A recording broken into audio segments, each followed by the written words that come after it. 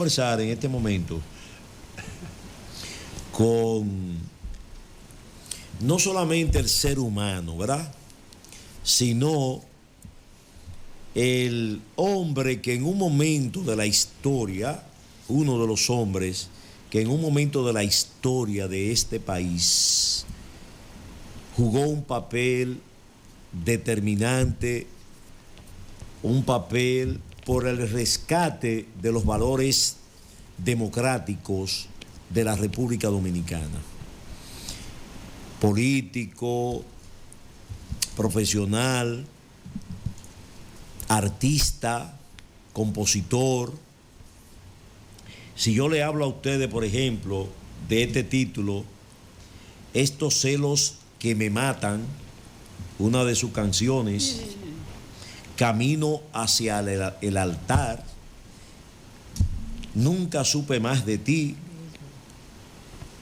La suerte del sol, La montaña, Más que esta noche, más que nada esta noche, Todos somos iguales, El niño campesino, en fin, ¿verdad? Una gran cantidad de canciones de él, pero hay una que a mí, siendo ya un poquito más joven de lo que soy ahora, ¿verdad? Claro. Un poquito más joven de lo que soy ahora, me marcó Francisco Alberto. Francisco Alberto. Yo recuerdo cuando los guaraguaos de Venezuela, los guaraguaos de Venezuela, vinieron aquí. Ali Primera. Ali Primera, sí. Exactamente.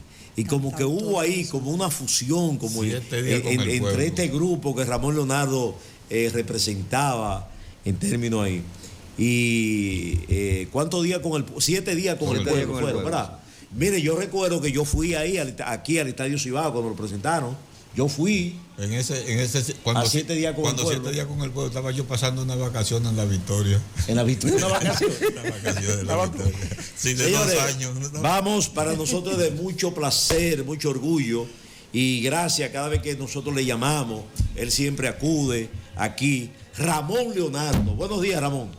Buenos días a ustedes también, contentos de estar una vez más con toda la gente que está viendo el programa desde temprano y este grupo, este elenco realmente hermanados, porque nos conocemos todos, de aquí hemos corrido juntos, hemos pasado problemas, pero hemos triunfado, poco a poco vamos triunfando, ¿no? Así es, así es. Tú decías hace un momento de Francisco Alberto, sí. Yo le decía aquí a él que estoy escribiendo una canción nueva de Francisco Alberto. Bueno, le estoy poniendo música, realmente. La letra me llegó de un poeta tan borileño y me gustó tanto que me inspiró. Digo, parece que llegó a tiempo para un relevo. No que la canción va a pasar a segundo plano, no, pues es una canción que tiene su momento histórico. No creo que pueda ser superada. No creo que pueda ser. Eso tiene su momento histórico, ¿no? Sí. Pero hace falta una canción de Francisco Alberto que rescate su presencia y la pongo en el presente. Yo te canto, Francisco Alberto, yo te canto. Exacto. Yo te canto, coronel, yo te canto. Así se llama la nueva. Sí, yo te canto, coronel. Bueno, antes de usted irse, por lo menos una estrofita ahorita. Va a tener que cantar. Va a que sea una primicia aquí. Una primicia aquí. Ya yo le dije a usted una vez que yo vi, el anterior, creo que viene, le dije, vamos a hacer un viernes musical. Viernes de música, de pistas, de conversaciones. Por ejemplo, tú mencionaste el Guaraguao y Expresión Joven. Exacto. Esos grupos coincidieron en 7 días con el pueblo. Los Guaraguaos estaban súper pegados con las canciones de Ali Primera y nosotros con las canciones de Abra la Reja, Señor Gobierno, Francisco Alberto. Bueno, ya estaban todas prohibidas, ¿entiendes? Sí. Lo de la Guaraguao no estaban prohibidas, de nosotros era que estaban prohibidas, no podíamos cantarlas, ¿no?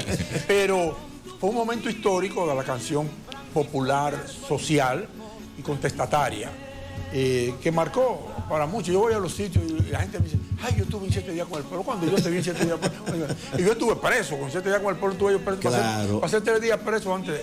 Yo pude ir a la apertura y llegué yendo, fui casi a la clausura, fue. A la clausura. Yo salí, tuve 6 días metido preso en una solitaria en Dajabón, donde el coronel le decían machetico. ¿Por qué será que le decían machetico? Era como se ríe Ramón ahora. En ese momento. Machetico recuerda a navajita. Yo me acuerdo que yo caí preso fue en Loma de Cabrera, me trasladaron al día siguiente con un montón de gente. Yo siempre le agradezco a Loma de Cabrera. A Loma de Cabrera siempre le agradezco a Loma de Cabrera porque ellos se trancaron mucho conmigo. Es decir, cuando me agarraron, se fueron detrás de mí, llegaron hasta la fortaleza pidiendo que me soltaran y de ahí bajaron los guardias y lo trancaron otro montón más. Entonces yo siempre le agradezco a Loma de Cabrera que en ese momento fue solidario con Ramón Leonardo. Entonces al día siguiente nos trasladaron para Dajabón. Ya. En un camión ellos, yo en un carro con el teniente. Y cuando me desmonté del carro, digamos, el coronel estaba ya parado. Y yo oigo la boca y dice, ¿cuál es el Leonardo? ¿Cuál es? Y yo levanté la mano, como buen alumno, y digo, aquí está. Y se acerca a mí, pero me daba por ahí, tú me tienes un taponcito. Y me dice, ¿qué es lo que le pasa a usted con el gobierno? Ay, cógelo. En ese tiempo, Ramón. ¿Cuál es el problema suyo? ¿Qué es lo que le pasa a usted con el gobierno? Estamos hablando de Balaguer, ¿verdad? Sí, el gobierno de Balaguer, sí. Ya los finales que hace Balaguer. Sí. Dice, los 12 años, ¿verdad? Ajá. Los 12 años. Dicen que yo he cantado canciones prohibidas, pues yo no he cantado canciones prohibidas. Dice, usted es un agitador. Eso es lo que me ha costado a mí mantener el orden en este pueblo, porque usted es un agitador. Tránqueme de una solitaria. Y ahí fui yo caminando y ahí me pasé 6 días. No pude estar en la apertura de 7 días con el pueblo y parte, ya al final fue que entré, ¿no? Ya. Pero realmente la parte, como tú mencionabas, la parte histórica de la música tiene muchos protagonistas. Quizás Expresión Joven con Ramón Leonardo jugó un rol muy importante porque asumimos momentos, ejemplo, la libertad de los presos políticos. Una canción, Abra la reja, señor gobierno. Exacto. Era un tema de primer orden, ¿no? Después llega Francisco Alberto y Chico escribe la letra y yo le pongo la música y la montamos. Duró una semana, pero se convirtió en un himno. ¿Las letras son de quién? De Chico González. De Chico González. A propósito, Ramón, finalmente, ¿qué pasó con Chico? ¿Nunca apareció? Chico se desapareció. No fue políticamente, eso es claro. Ah, ok. Fue en el gobierno el primer gobierno de Leonel, que él llegó a Villa González, de donde es él, se desmontó del carro, comenzó a caminar y nunca llegó a la casa. Pero el chofer dijo, no, yo lo dejé aquí. La gente lo vieron pasar por el frente de su casa, un chico pasó por aquí. Pero parece que perdió, él tenía problemas de operaciones en el cerebro. Parece que perdió la ubicación, no sabía dónde estaba. Comenzó a caminar por ahí. Seguimos el rastro, preguntando, ¿usted vio él?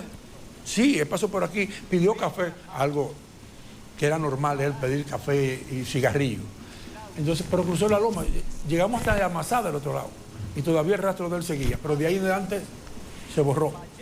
Te pregunto porque hay muchas personas que piensan que fue una desaparición política. No, por su condición. El hermano de él era del PLD y ayudaron mucho, inclusive secaron las rigolas de esos lados por ahí a ver si el cadáver estaba. Yo conocí después una hermana de él que se llama Genoveva, muy atenta. ¿Murió Genoveva? Sí. No me digas. Pero lo que te quiero decir es que yo siempre digo que como que está vivo. Como que está vivo, ¿no? Porque tú no encuentras un cuerpo. Claro. A cualquiera lo matan, lo tiran por ahí y hiede. ¿Entiendes? Y lo encuentran. Y yo pienso quizás que llegó a un lugar de campesinos solidarios, acogedores. Lo vieron así más o menos como una presentación, declamando y fumando. Y haciendo amistades, como era él. No sabía dónde tú eres. Y terminaron dando el alojamiento. Y dormía ahí, hacía mandado, jugaba dominó, declamaba. Y quizás en algún momento tenía algún vestigio de luz. Sí. Decía, no, yo soy, pero no suficiente, ¿no? Okay. Y a lo mejor tiene ahora 75 años, porque somos de la misma época, ¿no? Sí. Eso es importante. Bueno, qué bueno. El micrófono, arréglatelo. ¿El micrófono qué? Sí, no, está bien. Ok. Entonces, miren, qué bueno, señores, qué agradable tener a Ramón Leonardo aquí en el estudio. Vamos a compartir muchas de las historias de él. Qué bueno que está, qué bueno que está saludable, qué bueno que está con vida y que Dios nos permita, ¿verdad?, tenerlo muchos años, porque, señores, sobrevivir en los 12 años del doctor Joaquín Balaguer, interpretando canciones como esa que hemos señalado, señor gobierno, abra la reja, pidiéndole a Balaguer que abriera precisamente las prisiones a los presos políticos, ¿verdad? En ese momento, y canciones como Camaño. Ramón, ese Ramón de allá, de esa época, ¿verdad? y la de ahora, el Ramón que tenemos aquí, ha cambiado todo lo que tú viviste allá, ahora, en este momento que estamos aquí, ¿significa algo ese trance de allá aquí, la situación de allá, la de ahora, aquellos tiempos, estos tiempos? Yo creo que la situación sigue siendo muy similar, muy similar. Si tuviéramos que volver a cantar, y lo hacemos, ¿no? Y lo hacemos, los temas serían muy parecidos. Hay razones. Razones indiscutibles. Existen las mismas razones. Yo creo que el problema es básico en términos del origen político del país. El origen político del país, cuando comienza Balaguer, después del golpe de Estado, yo siempre pregunto, ¿qué hubiera sido del país si Juan Bosch completa su gobierno? Hubiera sido diferente, tal vez, ¿no? Pues eran 4 años democráticos, elegidos por el pueblo, se hubiera saboreado una serie de derechos y deberes y quizás todo hubiera sido diferente, pero viene un golpe de Estado, cercena la experiencia, viene una revolución de abril y los norteamericanos traen a Balaguer como el sustituto ideal para pacificar, porque había una población civil armada después de la revolución y esa población civil armada era un peligro y dijeron a Balaguer, mata lo que haya que matar y pacifica esto. Balaguer permitió la corrupción a las amplias, 400, decía él, más de 400 personas se han hecho millonarios. Y la corrupción se para en la puerta de mi despacho. Cuando él pierde entre el PRD, que era la esperanza nacional. Pero una esperanza que se deshojó rápidamente después de Guzmán. Guzmán tuvo un tremendo, para mí el mejor presidente que hemos tenido, Antonio Guzmán. Pero de ahí brincamos a Jorge Blanco. Y esa fue una situación calamitosa donde la corrupción mostró su cara en la oposición. Y Juan Bosch se sale del PRD y crea el PLD. ¿Por qué? Porque dice él que el toro que más jala, el buey que más jala, está lleno de garrapatas. Esas fueron sus palabras. Y se sale y forma el PLD. Pero Juan Bosch no se dio cuenta que la garrapata va con la gente también. Y la gente que cruzaron para el PLD iban llenos de garrapatas, era un mal del partido en sí. Y se fue a fundar un partido con las personas del PRD y llevó la garrapata. De ahí el FUPO con la garrapata y el PRM con la garrapata también. Todos vienen del mismo origen. Y esa es la situación que tenemos. Esa es una política llena de garrapatas, que viene de la historia de los ladrones de Colón y los piratas franceses que le dieron la parte de Haití. Es decir, que nosotros tenemos un país que ha estado gobernado, dirigido por ladrones, por piratas y por garrapatosos. Es decir, y no hemos podido salir. Luis Abinader pudo haber hecho un gobierno muy bueno. Yo digo pudo haber porque ya se le fue el tiempo de enderezar esto. El país le pidió 2 cosas para darle los votos mínimos para que ganara, porque fueron muy pocos. Leonel sacó 300.000 votos, el PLD 1.200.000 votos, Luis 2.200.000 votos, y vieron 3.300.000 personas que no votaron. Es decir, que si no hubiéramos tenido un candidato independiente ahí, la historia dominicana fuera diferente, pero sigue siendo igual. Ahora, ¿qué pasa con Luis? Le dijeron, mira, corrupción y la invasión haitiana, 2 cosas prioritarias. Bueno, pusis a Miriam, a Jenny Berenice y a este otro señor, no me acuerdo el nombre. Camacho, Wilson Camacho. Ajá. Y pone eso ahí y arranca esto, una persecución contra los corruptos. Vale, todo el mundo está contento y perfecto. ¿Y los haitianos qué? Yo creo que te oí aquí hablando de eso. Es una preocupación tremenda. Es una invasión que tenemos que detener. Pero no podemos detenerla si el gobierno no está en eso. El gobierno está totalmente doblegado por los organismos internacionales, por la ONU, por la Unión Europea y por una cantidad de traidores a la patria que están dentro del sistema gubernamental y que están permitiendo que esos haitianos pasen por la frontera como chivos sin ley. Entran miles y deportan 100. Entran miles y deportan 100. Y como tú decías, la invasión de los úteros, de las mujeres embarazadas, de las estudiantes, todo parece solidaridad social indispensable de pueblo a pueblo, pero no de esa manera, desorganizada y sin ningún tipo de reglamentación. Y las cosas se pueden arreglar. Yo te digo, si yo fuera presidente, le doy 3 meses. Eso sería un decreto. 3 meses a todo inmigrante indocumentado para regresar a su país. 3 meses para que pueda recoger bienes y irse a su país. Sería la primera entrada, darle la posibilidad de que se muevan. Muévase hacia su país. 3 meses. A los 3 meses con el ejército van todos para afuera. Así sencillo. No es matarlo, como hizo Trujillo, pero echarlo para afuera a todos. Y eso no se puede esperar más. Si no perdemos la República Dominicana como le estamos perdiendo. Eso es imprescindible. Yo te escuchaba, Nelson, y me dolía el corazón escuchando todos esos datos que tú das, que yo lo conozco, pero que cuando vuelvo y los escucho, yo, Señor, ¿qué está pasando con la República Dominicana? Aquella profecía de Juan Pablo Duarte, este país será libre e independiente de toda potencia extranjera, y viene la profecía, o se hunde la isla. Es decir, esa es la realidad.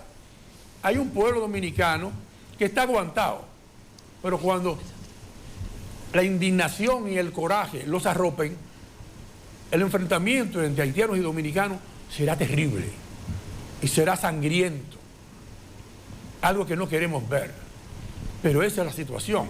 Entonces nosotros tenemos que hacer un cambio de gobierno. Está bueno ya de los partidos tradicionales. Los partidos tradicionales tienen 58 años, desde la Revolución de Abril hasta hoy, 58 años. Quítate tú para ponerme yo, quítate tú para ponerme yo, borrón y cuenta nueva. ¿Recuerdan? Borrón y cuenta nueva es la frase que más identifica la corrupción. Borra y roba, borra y roba. Y eso han hecho durante 58 años. Hay personas que son multimillonarios y se han robado todo el dinero. Este país no necesita coger prestado. No necesita coger un solo dinero. Y ningún administrador público puede pensar en desarrollar su casa, un préstamo. Usted hace un presupuesto en base a lo que yo tengo. Y en base a eso construye el país. Ramón, sí. Mira, hay una parte que me gustaría, ahorita entraremos en la parte política, pero me gustaría oír tu opinión. Por ejemplo, tú sabes que la nueva trova representó un elemento importante a la juventud, no solamente de la República Dominicana, sino de América Latina, de esos grupos, Pide la Serra, Joan Manuel, Víctor Manuel, todo un elenco de primera. Un elenco que generó un comportamiento diferente en la juventud. Cuando eso tenía yo 2 años de guardado ahí, cuando 7 días con el pueblo en la Victoria. Pero, ¿cómo tú analizas esa transición de esa música que teníamos anterior con la música que hoy consumen los jóvenes? La música que consumían los jóvenes anteriores y lo que consumen la música. No realmente que la consumen los jóvenes, realmente se la han vendido a los jóvenes. En 1960 los Estados Unidos fue arropado por una experiencia similar a la que tú estás describiendo, Divino. Era la época de Woodstock, de los hippies. ¿Recuerdan? Miles y miles. Woodstock fue un concierto de casi una semana donde todo se vio. Sexo, drogas, rock and roll, de todo. Es una generación perdida para Estados Unidos, porque después de la guerra de Vietnam estaba ahí, querían que todos esos jóvenes fueran a pelear y dijeron que no, van a pelear paz, amor y paz. ¿Ya? Y se fueron y formaron pequeñas comunidades. ¿Bien? ¿Por qué? Porque lo que estaba primando, y Estados Unidos se dio cuenta que se lo había vendido, era la droga, el sexo y el rock and roll. Y hoy en día la juventud dominicana la han enviciado con la misma trilogía. Sexo, ustedes ven la cantidad de niñas que están por ahí embarazadas, siendo madre a los 13 años, 14 años. Eso es algo preocupante. Droga, la cantidad de microtráfico de droga que hay aquí, no es el gran tráfico, el microtráfico. La cantidad de carajitos que tienen 3 o 4 cuadras que son de ellos, y tú lo ves que andan en jipeta, con cadenas de oro, acabando con las muchachitas. Y después viene, ya no es el rock and roll, es el perreo. ¿Entiendes? Con esta música que promueve el sexo, la degradación de las mujeres, el irrespeto a la familia, eso ha sido impuesto. No es algo que los jóvenes inventaron. Esa música se la fueron metiendo a la juventud desde los tiempos de Balaguer, que trasladaron a los muchachos para Estados Unidos y le dieron visa. y nos mandaron para Estados Unidos y allá estaban vendiendo droga y venían aquí en ataúdes. Yo iba a cantar a Estados Unidos en esa época de Balaguer, los finales, y se llenaban los sitios de la Broadway con 142 por ahí, llenos así de jóvenes de San Francisco de Macorís, jóvenes revolucionarios. Y estaban llenos ahí. Y un día, viernes lleno, sábado lleno, el domingo vacío. Digo yo, ¿qué le pasa a la gente? Dice, no, que se tiró la policía por aquí, andan todos escondidos. ¿Por qué? Porque estaban en... Son ilegales. Sin problema de droga. Entonces lo mismo está pasando. Cuando vino Rockefeller aquí, mandado después del escándalo de Watergate, ¿entiendes? El vicepresidente fue Rockefeller, y Gerald Ford, que era el presidente que sustituyó al depuesto, dice, ve a América Latina y hazte un sondeo, ¿qué está pasando en América Latina? Y cuando él regresó le dijo, mira, América Latina no es confiable para los Estados Unidos, es muy revolucionaria. Y la Iglesia Católica no es confiable, porque estaba la doctrina social, estaba una serie de movimientos católicos y cristianos en Brasil, increíble. Entonces relanzaron lo que son los mormones. Entonces, todas esas iglesias evangélicas le dieron apoyo, para debilitar a la Iglesia Católica, así, lo promovieron. Pero aparte de eso, promovieron la droga en los sitios, en los países de América Latina. ¿Qué motiva a Ramón Leonardo a interpretar canciones sociales, así? Sí, revolucionarias y cristianas? Mucha gente piensa que yo soy de formación comunista y cosas de esas, ¿no? Yo soy más que comunista, yo soy cristiano desde pequeño, ¿no? Y ya a los 16 años yo era dirigente clubístico, el club que existe ahí en Mejoramiento Social Elegido, el club Sameji. El Sameji, Sabica, Mejoramiento Social Elegido. Ese era el nombre del club nuestro que fundamos allí, se llamaba Superación, pero buscaba la unidad de esos 3 barrios. Es decir, yo estaba involucrado ya en la actividad social, cultural, a los 15, 16 años. Pero de ahí comencé a cantar también en Sabica, primeras canciones fueron escritas ahí en ese barrio, con contenido social. Pero después me cogí formación, me ligué cuando entré a la universidad, me ligué con los padres jesuitas de Cefasa, en Gurabo, y ahí estaba el padre Len, el padre Guzmán, y ahí hicimos cursos de formación social cristiana. Es decir, mi formación es social cristiana. Déjeme decirle, yo hice la primera comunión con el padre Guzmán. Yo soy gurabera. El porque me casó. Sí. Entonces tuvimos ahí, la formación social cristiana comenzó a producir canciones social cristianas. Siempre como, todos somos iguales. Juventud, una canción a los juventud, sirvió de himno, muchísimos clubes en el Cibao. Pero lo importante es que con ese tipo de canción, románticas y sociales, yo entré al mundo artístico. Mi primer disco tiene 12 canciones, 6 que son sociales y 6 que son románticas. Pero cuando yo abrí la boca por primera vez para cantar en el Estadio Cibao, en un evento organizado por el que hacía los megatonazos, que no me acuerdo, megatonazos, explosiones, el marido de Viquiana, no me acuerdo. Ah, sí. No me acuerdo. Pero, entonces yo canté por primera vez. ¿Y cuál fue mi canción? Iguales somos todos, pues nacemos de una madre. Es una canción social. Exacto. Es decir, Ramón Leonardo abre la boca por primera vez y es una canción social. Después de 7 días con el pueblo, la canción social sigue, cambia Balaguer, entra el PRD, pero entra una política ahora diferente. Ya no es la política de la represión que tú andas huyendo. Tú puedes decir cosas y hacer cosas, pero la situación social te lleva a seguir combatiendo y denunciando. Ya tú no tienes las primeras páginas, ¿entiendes? ¿Por qué? Porque la época de Balaguer pasó. De las primeras páginas, entonces comienzan a meter a los jóvenes en la corrupción. Ya Ramón Leonardo no es importante, ya los cantantes sociales no son importantes, los baladistas no son importantes, tenemos que meter esto, el perreo, tenemos que meter el dembow, tenemos que meter todo este tipo de cosas, para tener la juventud como está hoy en gran parte. Una juventud que está entrampada en el sexo, la droga y el perreo. Y de eso tenemos que zafarnos, y no es fácil, no es fácil. Luis Martínez Diloné.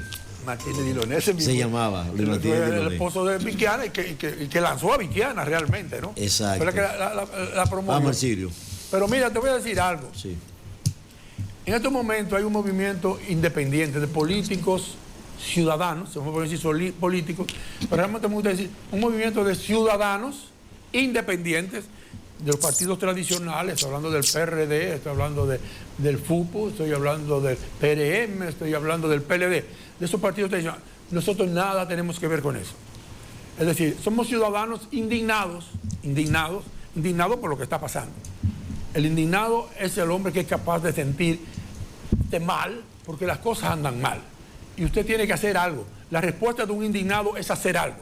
Si no hace algo indignado, usted simple y llanamente es un pendejo, ¿entiende? Usted está diciendo cosas pero no hace nada.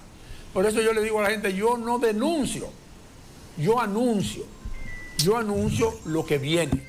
Lo que viene es la oportunidad quizás única de este país de librarse de la tradicional vida de los partidos tradicionales, tradicional, valga la redundancia, la tradicional secuencia de los partidos tradicionales. El 24, ¿por qué? Porque es una fecha muy importante. ¿Importante por qué? Porque los partidos todos están desacreditados. Todos están desacreditados. Leonel tiene una tasa de rechazo de más de un 50%.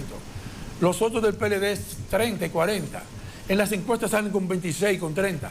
El único que sale alto es el presidente. Claro, sabemos que está toda la promoción pública a favor de él. Pero tampoco va a ser suficiente. Y además, hay un problema grave. Y es que con la llegada de Ramfi,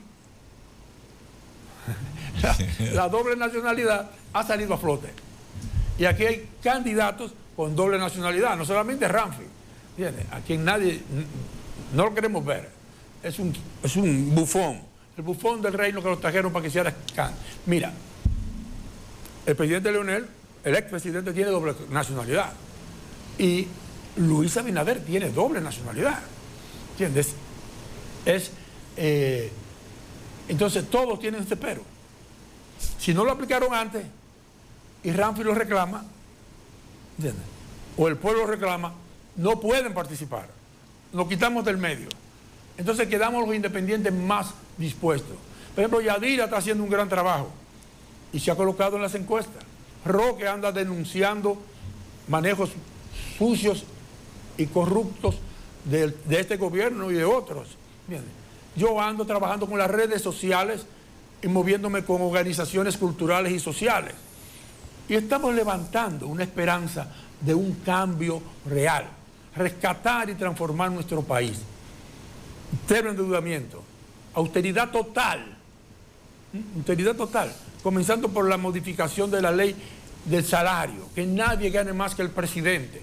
Eso no puede ser que un gobernador y otros más ganen más de 1 millón de pesos, donde hay 4 millones de dominicanos que ganan de 10,000 para abajo, con una canasta básica de 42,000 pesos. Eso no puede ser. Eso es un abuso, una bofetada a la población dominicana pobre y humilde. Yo tomé café con pan para salir para acá. A las 7 de la mañana estaba saliendo de mi casa, con café con pan. Cuando llegué ahí vi como 5 o 6 gente pobre que iban caminando por la calle, con un machetico, con una bolsita aquí, a buscar trabajo. Y eso ni siquiera café con pan han tomado. Que es lo mínimo, café con pan. Esa es la realidad dominicana. La pobreza monetaria es de 4 millones de dominicanos, con un déficit habitacional de 1 millón. Aquí no se construye. Tengo que reconocer, desgraciadamente, que Balaguer por uno construyó casas aquí. Tengo que reconocérselo, desgraciadamente. Cada vez que hacía una avenida, lo llenaba de multifamiliares. Pero aquí nadie. Construyen 100 casas, 150, 1,000 casas. Aquí hace falta 1 millón de viviendas. Aquí tenemos un problema de energía eléctrica increíble. Yo me pasé el día entero en mi casa sin luz el día de ayer. Sin luz, no había. Prendió el inversor un rato y se fue. ¿Y qué se hace para resolver el problema energético cuando tenemos el sol? No, pero el sol se lo quieren vender a empresas privadas para que hagan un dineral y la corrupción siga ahí. Usted nada más necesita 10,000 viviendas, 10,000 viviendas con paneles solares. 10,000 viviendas con paneles solares liberan 500 kilovatios de energía, que ya no lo van a utilizar, se lo devuelven al sistema, porque ellos tienen el sol. 500 kilovatios, 10,000 viviendas, son 5,000 megavatios. Eso es lo que tiene instalado el país, 5,000 megavatios. Con 10,000 viviendas con paneles solares, le damos 5,000 megavatios libres al sistema. ¿Para qué? Para el desarrollo, para la industrialización. El plan mío de gobierno incluye una obra. Usted ha oído mencionar el plan, El Tren Maya. El Tren Maya. El Tren Maya. Marzo. El Tren Maya. Ah, sí. 1.500 kilómetros de tren en México, por toda la... No, lo terminan ahora en diciembre. La Red Nacional de Trenes. Está bueno de carreteras. La carretera da el mantenimiento. Necesitamos una red nacional que una el este con el oeste, el norte con el sur, en todo, para potencializar el turismo. Que el turismo no sea regional, sea nacional. Que yo pueda llegar a Punta Cana y a las 10 de la mañana estoy en Bahía de las Águilas. Exacto. Y al día siguiente cruzo por San Juan y La Loma, en tren, nada más en carro, cruzo a Santiago, y de ahí a Puerto Plata, y de ahí a Samaná, y de Samaná a Punta Cana. Después las redes secundarias se van construyendo sobre la marcha. Pero eso se hace en 3 años, con inversión. Es una inversión extranjera fuerte, sólida, que va a generar miles y miles de empleos. Y la demanda de bienes y servicios va a crecer.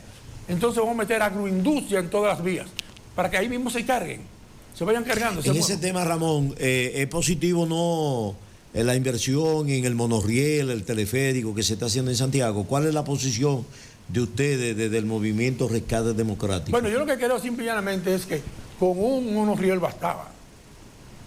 El otro no hace falta. El teleférico no. Cuando yo fui candidato a síndico, yo lo tenía en mi proyecto municipal. Un monorriel en toda la circunvalación. En toda la circunvalación, alrededor de Santiago, el cinturón del monorriel. Porque tú tienes que contar con los choferes, no puedes votarlo. Tú tienes que incorporarlo a ese sistema. Claro. Entonces, los choferes alimentan el monorriel y reciben los pasajeros para llevarlos a sus lugares, ¿no? Pero un monorriel a todo alrededor. Entonces, te cubre las zonas populosas. Yo no hago nada con meter un monorriel que pase por la calle El Sol. ¿Entiendes? Eso tiene tránsito, tiene que ser peatonal en algunos casos. Pero un monorriel es importante, indiscutiblemente, para la colectivización es importante en el transporte, a la colectividad. Pero tú tienes que contar con los choferes. ¿Qué vas a hacer con ellos? Es como la reforma de la policía. ¿Qué tú vas a hacer con los policías? Tú no puedes tirarlos para la calle. Lo vas a convertir en delincuentes. Tú tienes que cambiarlo, moverlo. ¿Entiendes? ¿De la policía para dónde? Para el sistema agroindustrial, y vayan todos para el campo a trabajar con el mismo salario. No, o sea, el teleférico no es necesario desde su punto de vista, solo el monorriel. El monorriel. El teleférico no. Es muy bonito para montarse a pasear. Ya. A ver a Santiago de Sirio. Sí, yo creo que estoy de acuerdo con Ramón y siempre he soñado con ese sistema de trenes que me permita a mí, yo decir, bueno, me voy a ir a Samaná a pasarme 4 o 5 días durante mis vacaciones, pero de Samaná me voy a montar y voy a coger para Puerto Plata, y de ahí para Montecristo, y después para acá, y así por el estilo. Y lo bueno, eso existía en parte. Exacto. Cuando nosotros éramos una aldea, había un ferrocarril que venía de Samaná hasta La Vega. Yo tenía el ferrocarril salía de Puerto Plata, pasaba por Santiago, ajá, y llegaba Moca, La Vega, San Francisco de Macorís, iba recogiendo toda la agricultura y la llevaba a los muelles, recogía de allá para acá. Exactamente. Pero ¿por qué se descuidó? ¿Por qué? Porque este es un país que le gusta destruir lo que existe para volver a construirlo. Y lo bueno de eso es que aunque mucha gente... están los cuartos. Aunque mucha gente no lo crea, yo me llegué a montar en ese tren. Pero yo cantaba en San Francisco de Macorís y yo tenía un club de admiradora en Sánchez. Y todavía, estamos hablando de 1972, 73, venían de San Francisco en el trencito hasta ahí atrás. Ajá. Un trencito ya pequeñito lo que daba. Que existía. Pero el ferrocarril central, el túnel que nosotros pasamos en Puerto Plata, era del ferrocarril central.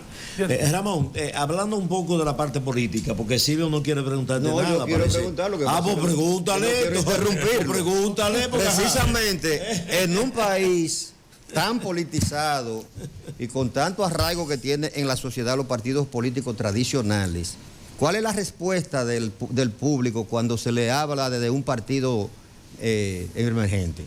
Siempre hay la frase, usted, qué buena idea, pero no vamos a ganar. Ah, sí. No vamos a ganar. Es decir, mucha gente no va a votar por eso. Digo, eso es la coyuntura hoy en día de que los tradicionales están en mala posición, en malísima posición. Y lo demostraron en las elecciones de 2020. Es decir, no estoy inventando. En el 2020 demostraron que están en mala posición. ¿Entiendes? 3.300.000 personas no votaron, es demasiada. Es casi el 50%. Y esa gente está viendo qué está pasando. Cuando tú hablas de austeridad y tú dices, bueno, aquí hay un presupuesto en República Dominicana de este año que tiene 2.15% de déficit. ¿Qué significa eso? Que tú tienes que buscar cuarto prestado para cubrirlo. Ni siquiera es como Magluta. Magluta tenía la idea, ¿ustedes recuerdan que Magluta hablaba de los pesos inorgánicos? Sí, que lo convirtió en orgánico. Que lo convierte en orgánico. Que no siquiera tienen sentido común. Y digo, bueno, pues yo voy a coger pesos inorgánicos, cubro esos 2.15% de déficit, pero están invertidos en algo que va a producir. Y va a convertir lo inorgánico en orgánico y me va a dar más orgánico. Claro. Eso tiene. Bueno, pues yo cojo dinero prestado y de ahí. Pero yo tengo 250.000 millones de pesos que le estoy entregando al empresariado, en exenciones fiscales y en subsidios. 2.500 millones de pesos todos los años. Y estoy cogiendo prestado. Eso es el 8% del Producto Interno Bruto. Y le estoy cogiendo prestado al extranjero para cubrir 2.15%. ¿Por qué no le quito 2.15% al empresariado, Sí. a esa extensión, y se lo paso acá? Sí, estamos conversando con Ramón Leonardo. Ramón Leonardo, el político, el artista, el hombre de este pueblo, ¿verdad? Ramón Leonardo, un hombre que ha aportado tanto al desarrollo democrático de este país. Ramón, Movimiento Rescate Democrático, ¿verdad? Háblanos de ese movimiento. Ya ustedes solicitaron la aprobación por parte de la Junta Central Electoral. Tengo entendido que usted es uno de los candidatos presidenciales a través de este movimiento Rescate Democrático. Sí, pero es una idea original del doctor Roque Espaillat. Ese movimiento le conformó él y después se fue acercando a personalidades que él consideraba que eran lo ideal, ciudadanos sin una historia de corrupción, de metida de patas, ¿entiendes? Y se acercó donde mí, se acercó donde Yadira, se acercó donde Wendy, una serie de gente que ha ido incorporándose y ya se buscaron las firmas, se salió a la calle, se recogieron las firmas, se llenaron todos los papeles y se hizo una entrega ya hace un par de meses a la Junta Central Electoral. Solicitando el reconocimiento de ese movimiento. De ese movimiento para poder presentar candidatos en todo el país. Exacto. En todo el país. Es decir, que los ciudadanos que tengan deseo de reivindicar la nacionalidad, de reivindicar la economía y las características sociales de un Estado democrático de derecho, ¿entienden? Eso no existe, eso es un título nada más. Bien, pueden participar a través de ese movimiento. Pueden llamar a mi teléfono 849-856-6114 y yo lo pongo en contacto para que lo registren en Rescate Democrático, como candidato a síndico, a regidor, a lo que usted considere, como ciudadano. Ciudadanos dignos, ciudadanos con principios y con ética moral, cristianos mejor todavía. Y eso es lo que necesitamos en la República Dominicana. Tenemos un país con problemas serios de conducta. Todo lo que está pasando hoy en día es un problema de conducta. La gente se está... Yo vivo en la orilla de la autopista Duarte, hay que ver cómo la gente conduce, cómo los camioneros conducen. Un camionero pasa por el frente de mi casa a más de 100 kilómetros por hora. Sí, sí. Y va tocándole bocina al que está delante, un pobre carrito. Quítate que te voy a llevar. Sí, sí, sí. Entonces, eso no puede ser. Es decir, cuando tú dices, ¿qué anda mal? Que todos queremos que nos cumplan los derechos. Señor Leonardo, nos falta la educación, Sí. Mucha educación. Exacto. Sí. Queremos que nos cumplan los derechos, pero no queremos cumplir los deberes. Y el deber número 1 lo resumió el mexicano, el respeto al derecho ajeno. A Benito Juárez. El respeto al derecho ajeno. Ramón, Esa pero es la mira, ese movimiento de ustedes, Rescate Democrático, tú has mencionado nombres, ¿verdad?, de personas que se han ganado un espacio en esta sociedad. Como ciudadanos. Sí, sí, Es importante, no son políticos. Sí, como Si ciudadanos. el más político soy yo. Como ciudadano, pero mire, No lo sé. pero ¿qué posibilidad usted le ve, mire, frente a estos partidos tradicionales, frente a estos partidos que han estado en el poder, el caso del PLD, la Fuerza del Pueblo también, porque está presidido por el doctor Leonel Fernández, que fue 3 veces presidente de la República, el actual gobierno del Partido Revolucionario Moderno, ¿verdad? Frente a todo ese poderío, principalmente económico. Ese es importante que tú acabas de mencionar. ¿Qué posibilidad usted le ve a ese movimiento Rescate Democrático? Todo. Hay un pueblo entero indignado. Hay un 40% en las encuestas recientes que piden un cambio de partido, un cambio de gobierno, un 40%. Y hay un 60% que rechazan a Leonel Fernández, un 30% que rechazan a Abel, porque todos tienen una cola que le pisen. Es decir, la ciudadanía está hambrienta, claro. Sale un movimiento y tiene su duda, ¿cómo podrá funcionar? Pero tiene la esperanza de que tiene que haber un cambio. Yo le digo a la gente, en el 2024 es el momento ideal para cambiar. Si no, lo que tú te hablabas al principio cuando yo llegué, el problema con Haití ya no será un problema, ya será una realidad. ¿Entiendes? Estaremos totalmente invadidos, estaremos totalmente en manos de el organismo extranjero, de la ONU, de la Unión Europea. Es decir, el momento de luchar es ahora, porque esto hay que rehacer el país. Por eso yo digo que en mi proyecto, el primer decreto mío es convocar hacer una convocatoria para una nueva constitución a través de una asamblea constituyente. La constitución de hoy no nos sirve para nada, nada. Hay que cambiarla para poder hacer los cambios que queremos. Y son cambios revolucionarios, son cambios hacia el pueblo. Por ejemplo, el más popular que puede tener esa constitución, ¿cuál es? El referéndum. ¿Quién? El referéndum. Ah, el referéndum. Sí. Porque después la soberanía descansa en el pueblo, por representación. Sí. Así que ya no funciona. Es decir, por representación. Pero el referéndum te dice, bueno, tú le vas a preguntar al pueblo si está de acuerdo con que las mujeres vayan a dar a luz a los partos y no paguen. No. Hicieron una encuesta. ¿Usted está de acuerdo que las mujeres haitianas paguen por el embarazo? El 90%. Hay que tener mucho cuidado con el referéndum. Eso fue lo que ha llevado a cabo en Venezuela y mire cómo estamos todavía. Sí, pero eso no tiene que ver con el referéndum. Eso tiene que ver con política extranjera, infantil. Es decir, Venezuela es una cuestión diferente. Vamos terminando ya. Vamos terminando con Ramón. Sí. Tú planteas todo un conjunto de elementos en lo que se refiere a un nuevo proyecto político. ¿Cómo se articularía ese proyecto político con la sociedad en relación a que tenemos un Congreso y unos municipios acorde con intereses que no corresponden con esa propuesta política? Cualquier gobierno de esta característica tiene que trabajar con el pueblo, desde un principio. Si yo salgo electo, mi juramentación no es en el Congreso, es ante 50.000 o 60.000 personas fuera del Congreso que votaron por Ramón Leonardo. Entonces, esas son las personas que me van a tomar mi juramento. Y delante de ellos voy a firmar los primeros 3 o 4 decretos, delante de ellos. Es decir, estoy poniendo al pueblo delante del Congreso, porque el cambio de la Constitución implica reducir el Congreso, principalmente los diputados, a la mitad. Reducir las alcaldías, hacer regiones con gobernadores. Es decir, es una revolución jurídica, con una Constitución que tenga la 3C, que sea comprensible, que sea contundente, con leyes. Una constitución contundente significa que yo no digo el derecho a la salud es un derecho del pueblo. Eso no basta.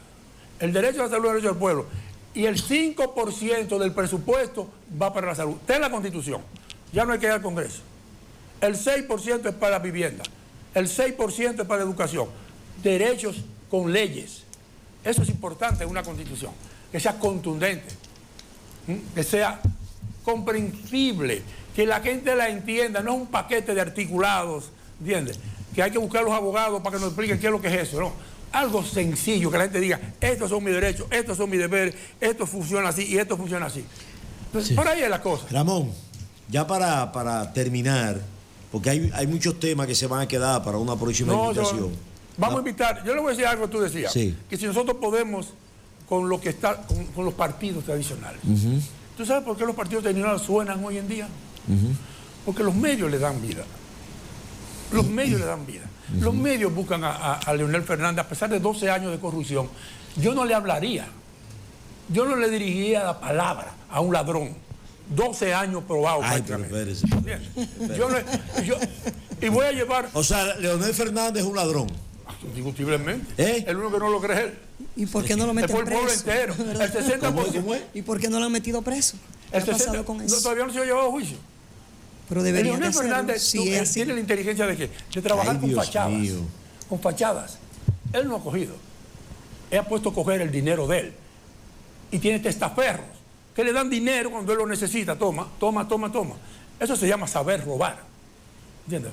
Saber robar. Pero la persona que cree que Leonel Fernández no es un ladrón, es simplemente otro ladrón. Otro ladrón. Porque dime con quién andas y te diré quién eres. Es decir, cuando tú votas por un... Yo le digo a los cristianos, bueno, vamos a hablar con los cristianos que están aquí antes de terminar. Yo soy cristiano. Yo soy cristiano y tengo autoridad para decirlo, porque tengo mi vida entera siendo cristiano, practicante, militante y revolucionario. Si usted es cristiano y vota por corrupto, usted es corrupto. Si usted es cristiano y vota por ladrón, usted es ladrón. Así es que revísese de encima arriba, porque con Dios no se juega. O estás con él o estás contra él. Muchas gracias, Nelson. No, gracias a ti, Ramón, pero antes de terminar, espérate, tú puedes ir así. Yo quiero, antes de que nos vamos y que yo quiero. Después de esa bomba que tú tiraste, ese título de la entrevista, Leonel Fernández es un ladrón. Lo dice Ramón, el más grande. Ah, mira, el ingeniero dice que sí también. No entiendo por qué no lo han metido preso todavía. Defiende tú. Sí, es así. Ella se pregunta que por qué si no lo han metido tiene los preso. argumentos para hacerlo, bueno, que lo hagan. Es así. ¿Cómo es? Un país de estúpidos. Un país de estúpidos. Pero estúpidos si son entonces y el PRM está en el poder. También. No entiendo. Entiende. Bueno, pero mire, Ramón, antes de irte, primero, después de una bomba, una explosión, entonces, antes de irte, vamos a hacer compromiso. Del viernes social. Sí, para invitarte un viernes, ¿verdad? Sin política. Para que tú hagas con tu guitarra, interpretemos aquí, ¿verdad? Y quizá invitemos a algunos amigos tuyos. Bueno. Sí, hacemos como que se dice una especie de peña. Exactamente. Pero ahora, tú siempre estás preparado, por eso nos atrevemos a... Un poquito de Francisco Alberto ahí a capela. Y entonces luego... También un poquito, terminando ahí, con la nueva de Francisco Alberto, porque con lo que tú te acuerdas, ¿verdad? Una primicia, porque esa canción de Francisco Alberto, ahora, la nueva de Francisco Alberto, también un parrafito ahí, para terminar esto, para terminar en alto esta entrevista con Ramón Leonardo. A usted no le gustó. Tengo un poquito del coro aquí, del coro de la canción. Ya tenemos a Ismael Jorge, que viene también para acá. Coronel, yo te canto. Como añora este pueblo tu presencia. Esa es la nueva. Sí. Por ahí que va, pero no tengo la... Por ahí que va, está bien. Pero entonces, Francisco Alberto. Ya va a tener música y todo, así que vamos a cantar está bien. Caramba, Francisco Alberto, caramba. Mi comandante te hiciste el muerto en la sierra. Te lo creyeron, qué bueno. Francisco Alberto, díganlo ustedes. ¡Caramba! Para Ramón Leonardo, gracias hermano por haber venido aquí. No, gracias. Gracias. Oye.